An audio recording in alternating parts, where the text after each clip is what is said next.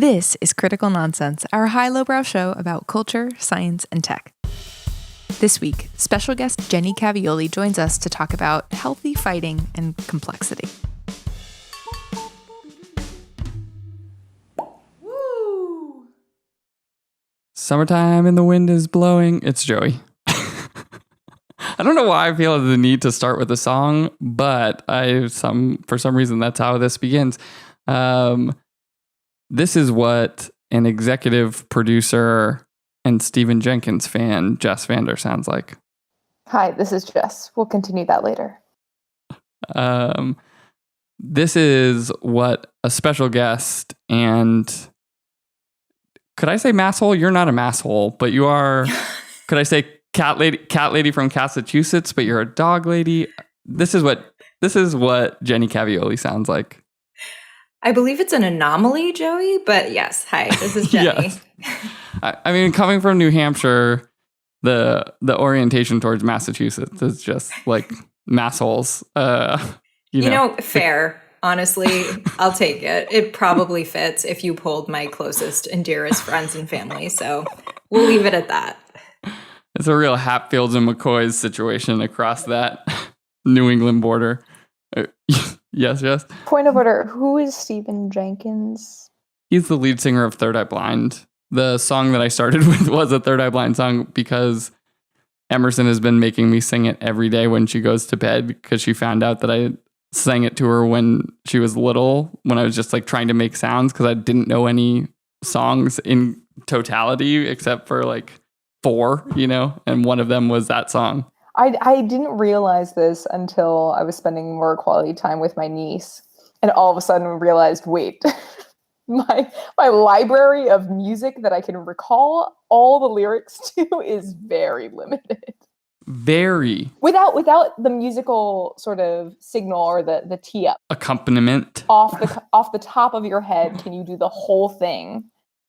I don't know if I have one song that I could do the whole thing, but this is a further data point that my memory is terrible and that I have a disproportionate amount of storage space for my age, but this is a whole neuroses that I have around that.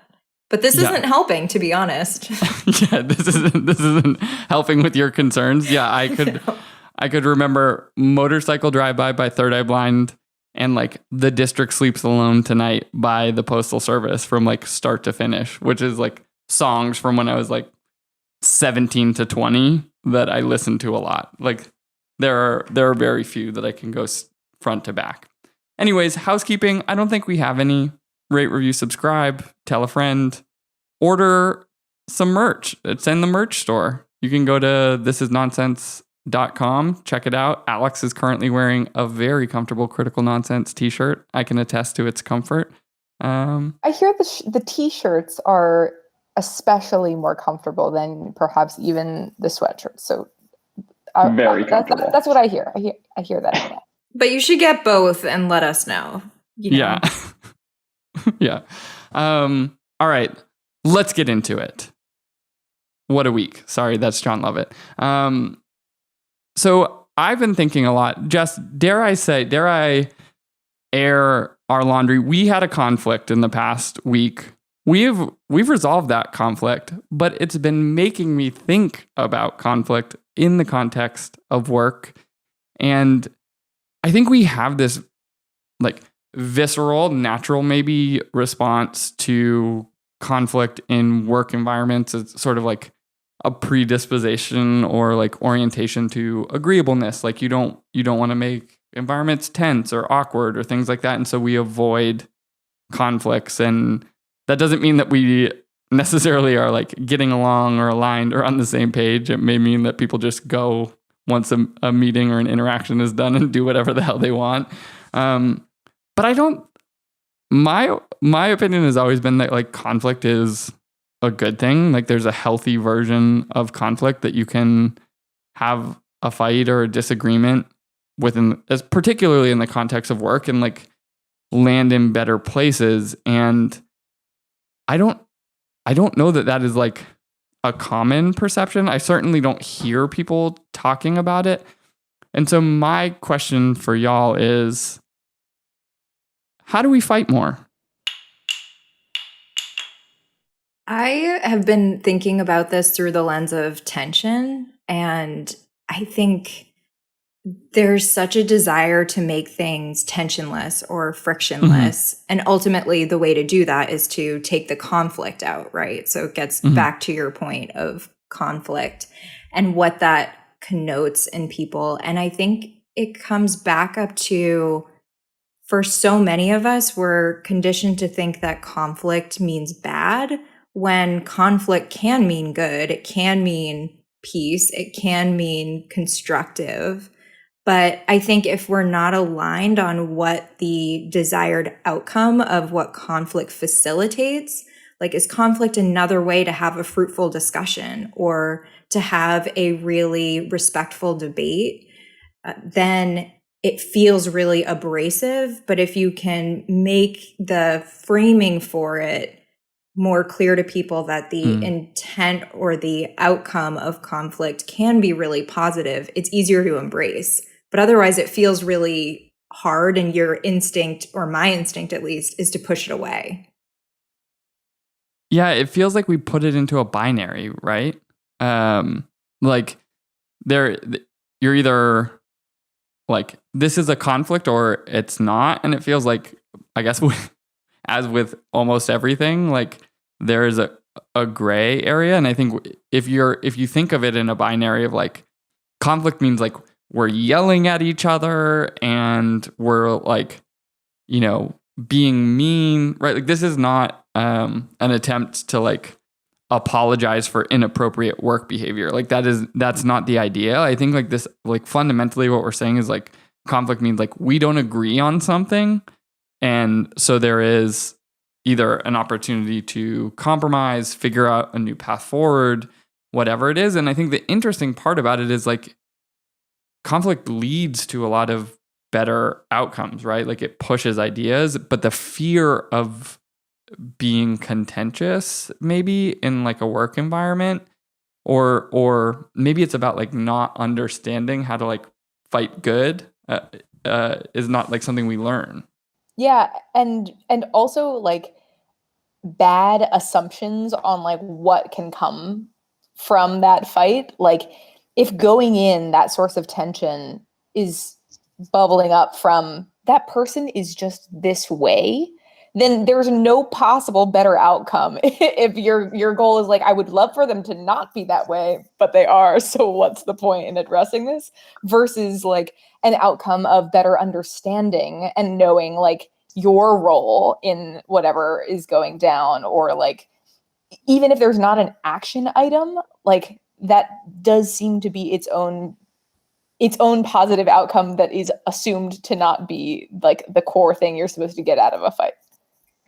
Yeah, and I think, Joey, you touched on the idea of being equipped. And I think being good at conflict is a skill. The same way that you would encourage people to be strong presenters or to be a really persuasive communicator, I think we need to be training people, each other, employees, colleagues, to be better at conflict, and giving people a toolkit for what are the things that you need to be competent in order to have a really productive conflict. And in that, I think will also come the alignment around just the points you were making of outcomes, of like, we want you to be more confident in these ways so that you can reach these outcomes, these goals, and we can be solving problems and mediating conflict together. Yeah, I think mediation is like an interesting concept here, right? Like, I feel like my family growing up was like very conflict averse. There would be eruptions, right? Like, at some point, if you're not addressing something for long enough, inevitably, instead of like addressing it quickly or calmly, or when you're in a non-emotional state, you wait until like that thing is sort of hanging and there's an eruption of some sort. And in work, maybe that could result in the same types of things, like either behavior that you regret, of like yelling, or, sort of like burning a bridge or saying something you don't mean. But it could also mean like that you change jobs. Like that eruption could mean like the environment just no longer works for you. And so you turn to more drastic measures.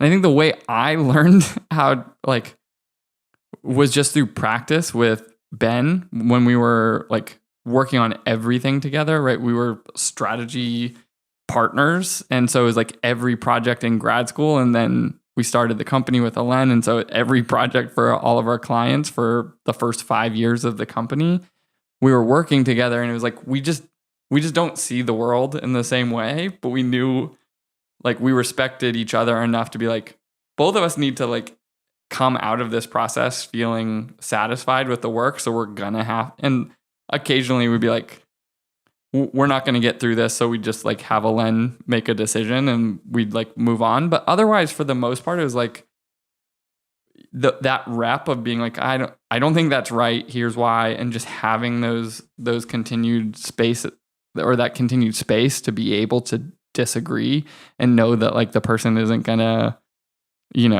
like the equivalent of work divorce you or something. Yeah, I think it's so interesting, that facet of like either calling it or pausing it, like the How I Met Your Mother style, Lily and Marshall, like putting a pause on like very difficult problems because they're like, we don't have time for this right now. Like this could go on, but we need to just like put this on hold because, like that. And also, again, that kind of distance to call it off of like, we're not being productive at this point. So now where do we go from here? That's so interesting because it's like, it's almost the opposite, or like the foil to the fighting is the awareness of the non-fighting part. Yeah.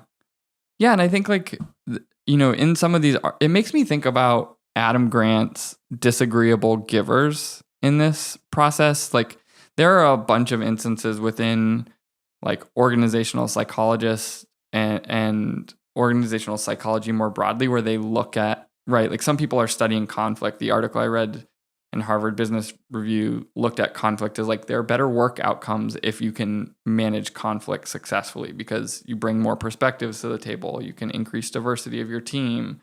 Like you can build better relationships, all these things. Adam Grant viewed it from the lens of like agreeableness and disagreeableness and his like, are you a giver or a taker or reciprocal? And he's like, the best thing for organizations is disagreeable givers because they're creating conflict and they won't tell you something is okay if it's not, but they're generous and giving of themselves to the problems and things like that. And it's like, but we sort of inherently view disagreeableness negatively. And I think maybe because even if you possess those traits, you may still not possess the traits to navigate your disagreeableness, right? Like, so you're, like on one side, you could just be prickly.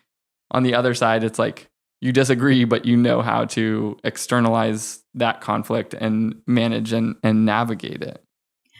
It makes me think about, too, the mainstream nature of psychological safety at this point. And as that conversation has become more proliferating of organizations in the last couple of years, I've heard people say, well, it feels like now the expectation is that I'm always going to be challenging ideas, or in order to show that there's trust on my team, we constantly have to be picking each other's work apart.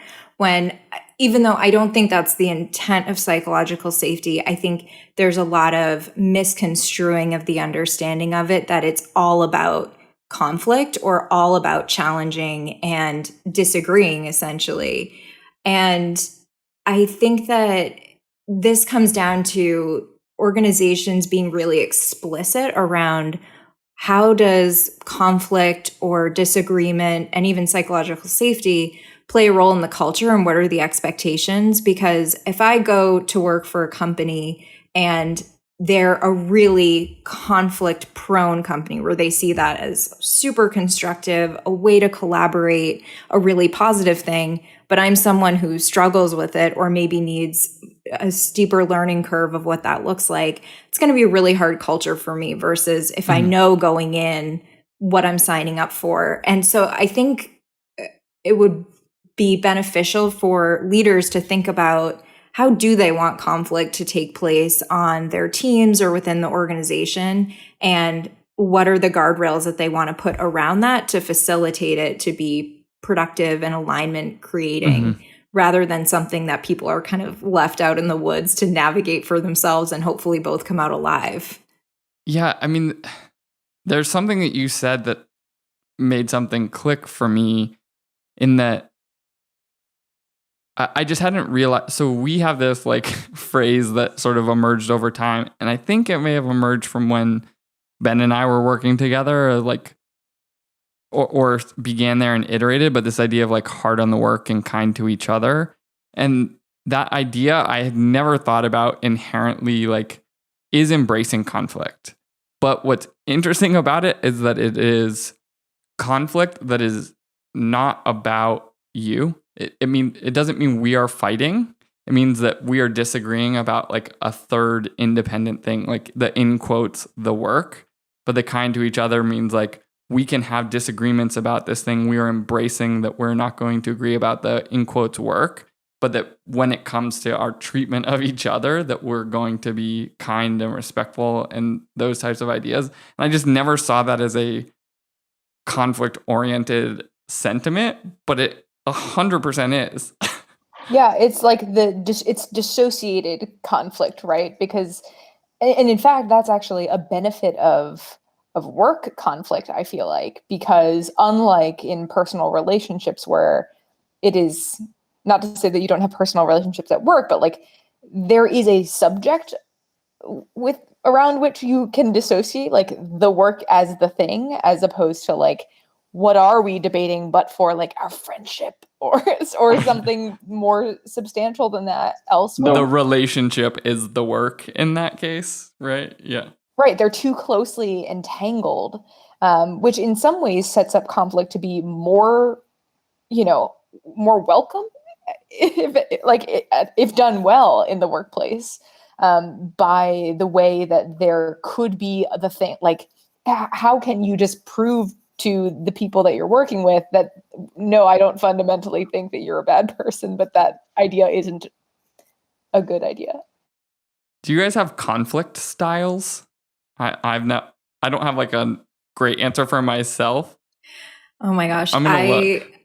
So one of the places that I worked before was really obsessed with a particular assessment, and my entire onboarding, like the first 3 months I was there, every time I walked into a meeting, people would announce what it's not just communication style, it does touch on your conflict style was. And I think that was an example of people using it to the extent where rather than it being a tool for understanding, it was a crutch for, frankly, some bad behavior of like, oh, I can do this thing because I'm X style. But I definitely think there's a spectrum of how people experience and exhibit confrontation and what feels good to you. But I also think a lot of that's learned. Like when I think about earlier in my career, if someone was critiquing my work, I had a really hard time not taking it personally. And then I realized that was actually an investment from other people in my work. They cared enough to critique it or to challenge me on things or potentially, tell me I was wrong about something. But it took a while to get there. And I don't think that's necessarily a result of how I'm wired. I think it was experiential and the shaping of that in the professional context. Yeah, it also says something about like how I consider conflict to be more akin to like the love languages framework of like the thing that you give may not be what you receive, which I feel very much applies to me. Like I am way more direct with my critique and like, here are my thoughts, and in the receiving end, I'm like the most delicate flower, which is extremely confusing, right? Like that seems like it doesn't make sense, but in part too is like that's my own personal conflict journey of trying to reconcile like why can I not understand the other way around? Yeah, I mean, I think I just found something that had like 5 styles and I don't know if I'm sure there are many other ways, but it's like accommodating, avoiding, compromising, competing, or collaborative conflict styles of, collaborative being like you're trying to get to win-win solutions where everyone can get there. And I realized I think in the way that I was saying, like I built those reps with Ben in like a work context of being able to embrace conflict at work.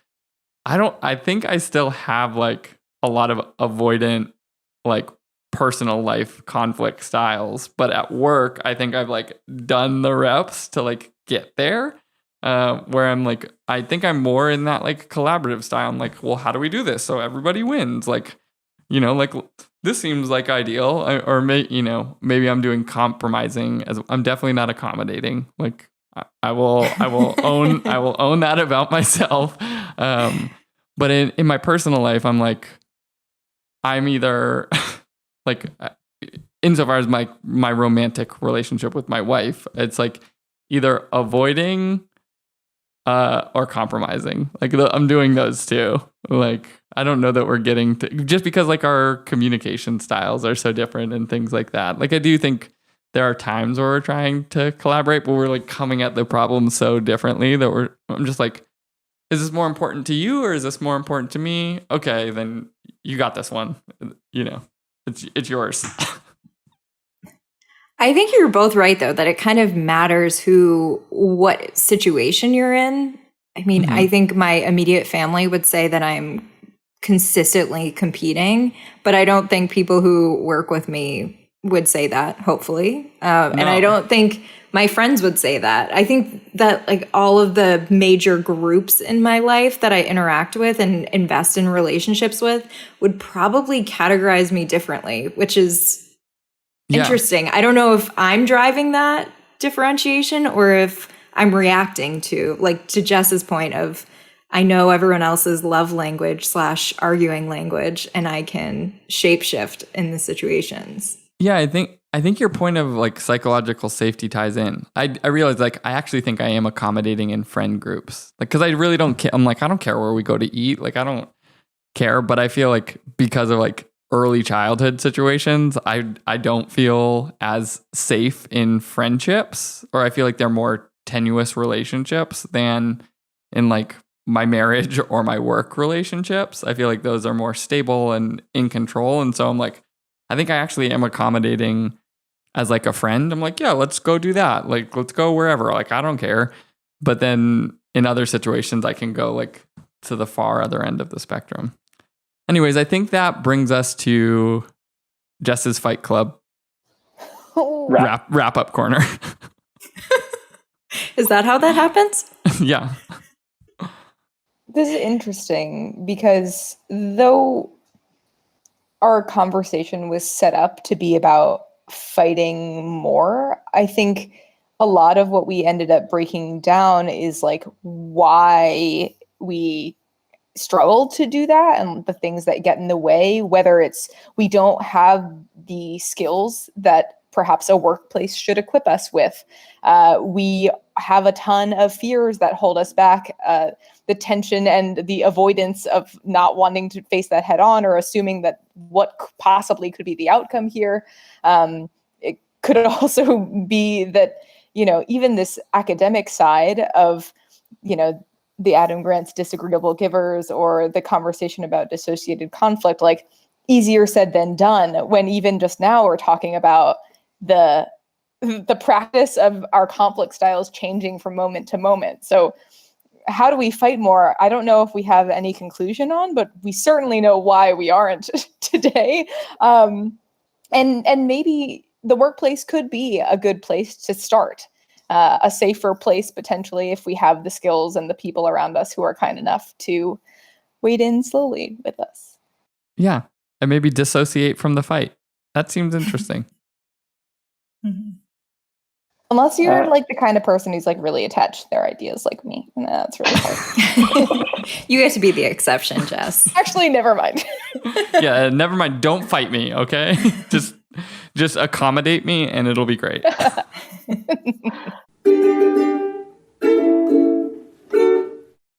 What you didn't hear is that we actually had a literal fight club in between the segments, and we're back. We're bruised, we're battered, but we feel better. Our relationships are closer now. So We didn't have a literal fight club. Also, that's the Brad Pitt film. yes. Yeah, Chuck Palahniuk book. Okay. Okay. Now we know. Jenny, now that we're done talking about fighting, do you want to talk to us about what you've been thinking about? Yes, and this won't be the first time Joey is hearing about this because he indulges me in conversations on change and transformation and all sorts of other musings often, which is lovely. And in a lot of that, we've been talking about how, there's so much of a natural inclination to wipe the slate clean and start over and build anew. And while that's really shiny, sometimes the most sustainable solutions are the ones that are editing and refining and even optimizing.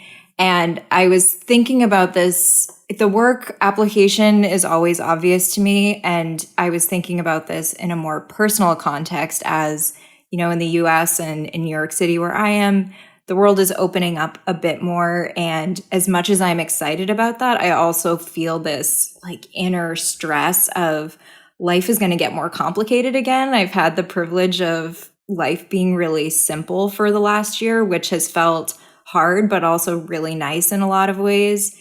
And it's made me wonder, how will we strike a balance between simplicity and complexity? Yeah, I mean, Jess knows this. I love complexity in ideas and thinking and systems and stuff like that. And then I hate complication in my personal life. Maybe it fits with the last conversation. I just don't care about a lot of things. So I'm yeah, let's do what you want to do. And I don't want for a lot of things. So I'm not I don't have a lot of stuff in my home. I don't try to buy things. My personal life is pretty simple and creature of habit. And I think we're again in this conflict between what do you want in work or in sort of intellectual spaces versus in personal spaces. And yeah, I avoid, and maybe also this parsing of complexity versus complication, I realize that I'm introducing as well, right? Complexity is there's difference and nuance and depth and all of that. It feels there are a lot of things happening, but it is potentially beneficial and rich. Whereas complication is just hurdles, struggles, and nuisances. And I don't know how that factors in, but you're right. Everyone has been forced to pare down and do sort of an essentialist exercise on their life. And now the question of what do you want to come back in is a really interesting one. Yeah, I mean, as much as I would like to be more evolved than this, I do feel like a moth to a flame with complexity. And it's kind of like weather in the Northeast, where it gives a topic of conversation to complain about or to commiserate about, of things are so complicated or things are so complex to navigate. But I do think that as people, we're sort of drawn to that in a way that helps us understand ourselves, perhaps. But there was a great study that came out in Nature, and Dr. Leidy Klotz wrote a book on the concept of subtraction. And this is really what drove home this question for me of, as people, we are inclined to solutions that are additive, and our brains don't initially come up with ideas that are subtractive. And just thinking about that for myself, I don't think I give the same value to things that are subtractive. There's more glory in the things that are additive. And I really wish that wasn't true, but I do think I fall victim to that. Can we have a nature example of this? Like what is subtraction in non-math terms? So eliminating barriers or reducing the variables in a situation. So it's not necessarily the formulaic interpretation of subtraction, but more the approach of seeing a problem and starting from a place of, oh, but if we added this in or we tried this, versus what if we removed this constraint, or what if we took out this perceived barrier? So does that help, Jess? That wasn't... Yeah, I think it helps clarify, because the idea of complexity and like, are we naturally drawn toward complexity? I feel like in a lot of ways, like humans really like to just like take the shortcut to understand stuff. But that's only when it comes to like, how quickly can I just like make an assumption about a thing or understand a thing versus making a decision, or like my own journey, or even how I see myself. I think I'm trying to triangulate where complexity or also sources of complication, to your point, Joey, arise that we struggle with. You know, it makes me think about like the, I don't know, a month or two ago, Aaron's rant about his smart home is like an example where, you know, in theory, we're complicating a system to eventually either create like some moment of delight, a new behavior, or like to automate something.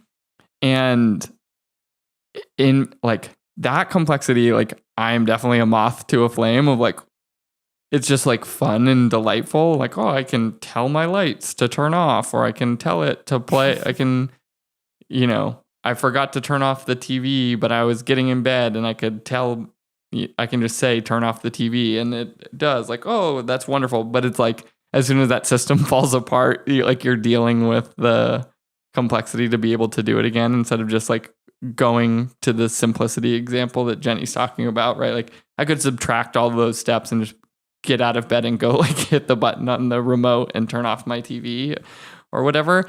And so I think there is, you know, the complexity is beneficial when there's something emergent, where I'd mentioned before we came in the like Cinefin framework, which I also mentioned I'm like not an expert in. It's like this framework that was developed by a Scottish guy named Dave Snowden, who worked at IBM around like helping to aid in decision making of like, is the situation we're dealing with complex? Is it complicated? Is it obvious, or is it chaotic? And basically the idea is like, you should only be focusing your attention on complex problems, and everything else you should either like automate or ignore or whatever.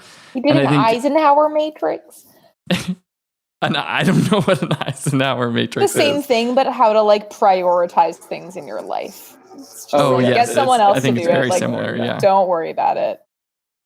Yeah, I think like that idea of like, but in that case, I brought it up because like, is there something emergent that is delightful from the complication, right? Like it's like you have to like Marie Kondo it, right? Like is the complex addition to your life bringing you joy or not, right? Like, and I think, you know, maybe over the past year, it feels like we've gotten better at that. Like whether or not that sort of characteristic is going to maintain in like our ability to like reflect on things, right? Like we were doing it a lot in the past year around risk mitigation, right? Like how important is this thing to me, right? Like how important is it for me to go home at Christmas or Thanksgiving to see my family, understanding that there are risks associated with us coming together, like as a simple example.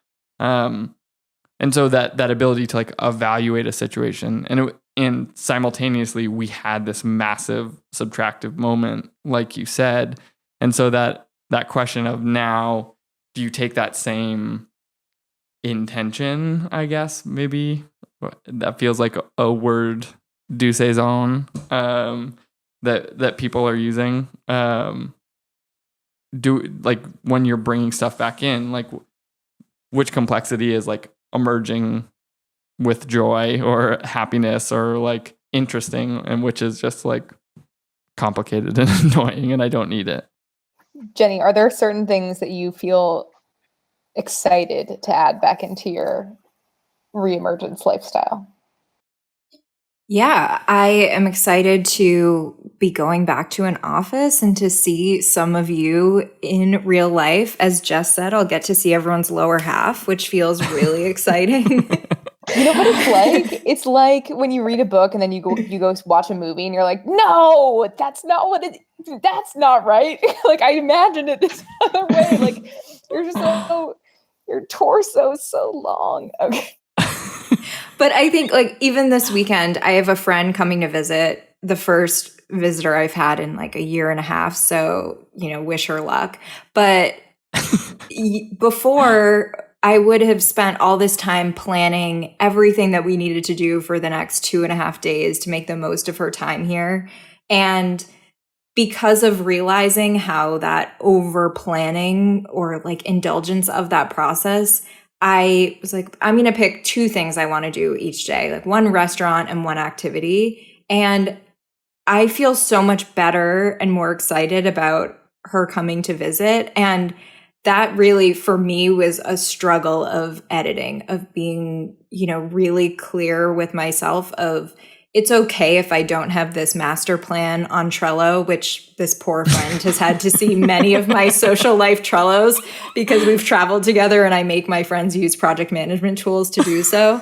But even that, I was like, oh, wow, maybe I am getting better at embracing a subtractive approach to things where I think I'm still doing a good job being a host, even though I haven't booked her every minute for the next 48 hours. I think she'll still have a great experience. I think I'll still have a great experience and we'll both, enjoy the time. But it didn't take that insane planning muscle that I would have put towards it before. Yeah, it feels like, the simple questions of like, what's more important, like the process or the experience, like comes, like in work, you would say like, what's more important, like the process or the outcome, right? Like, is this process generating any like positive benefit in the outcome? And I think like in our personal life, you would ask a similar question with just like a slight twist of like, is the experience worth the process that I'm going through? And there is more complexity when you're thinking about it in your personal life, right? Like we know that people enjoy planning vacations as much as like going on the trips because of that sort of like anticipatory reaction. But at the same time, obviously, like there's a limit to that, right? Like how much do you need to plan in order to like get that like pre-vacation joy and set of expectations? Like, does it require like a base camp account, or does it just require like, I looked at some restaurants and I have some ideas or whatever? I think that you've brought up Marie Kondo a couple of times, and before we wrap, I have to give her a shout out as like the master purveyor of subtraction of probably our lifetimes. But that reframe of the question on her part was so brilliant of, does this thing spark joy? Which is not the question we would normally ask ourselves when giving something up. We would ask, does it make us sad? Are we experiencing grief or loss? Focusing on the negative emotions. And I think it just goes to show how much the flip within our own thinking matters in this and the language that we use around it, and giving as much positive attribution to simplicity as we do to complexity. And just that neither of them are wholly good or wholly bad, but I think the balance is the key. People say that about ice cream too. I don't know if that's true. I haven't struck that balance yet, but there's no such thing as addition by subtraction with ice cream. All right, Jess, can you wrap this up in a simple fashion? It's the complex things.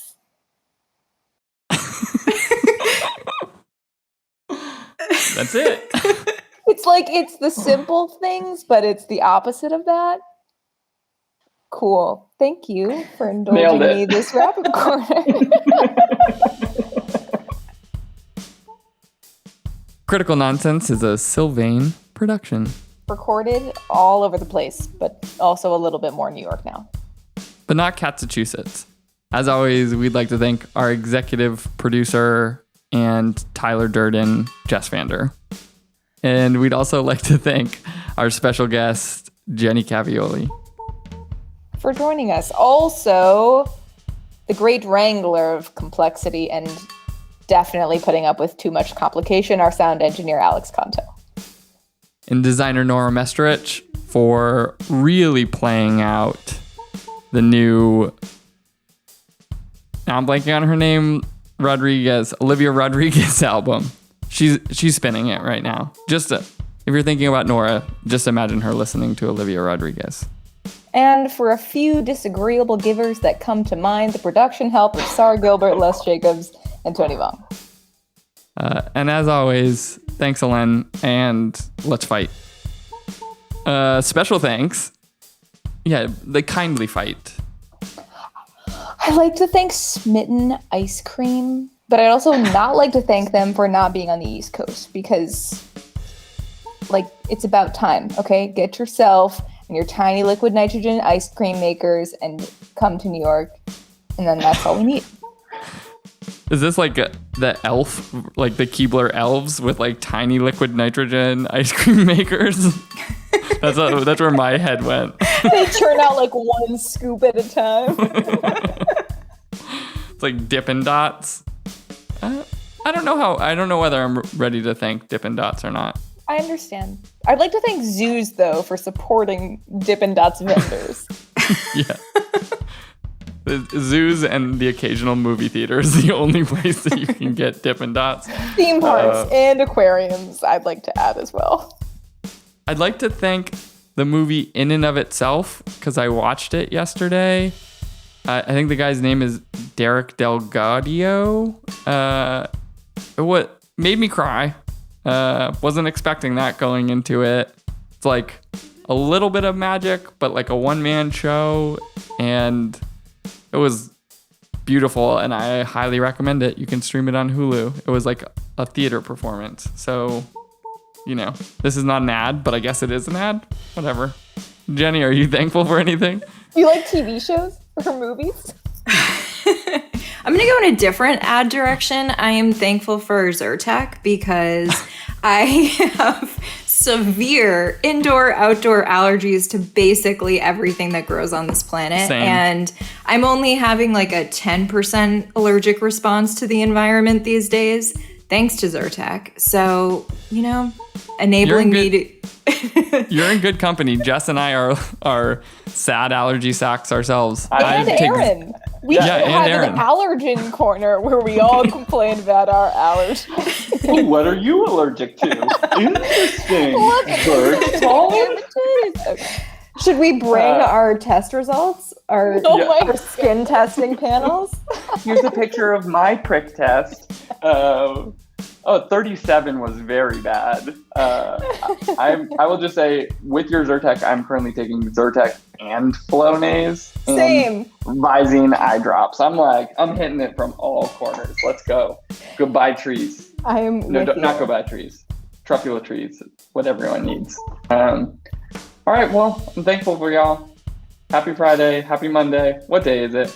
Goodbye. I love you. Bye. Bye.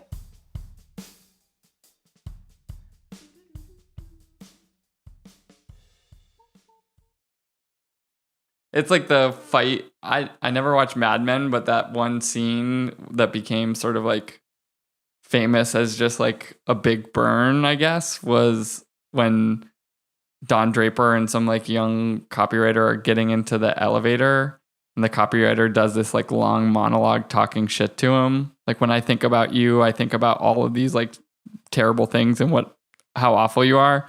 And then Don Draper just says, "That's funny. I don't think about you at all," and walks out of the elevator. You're like, pew, pew, pew, pew, pew.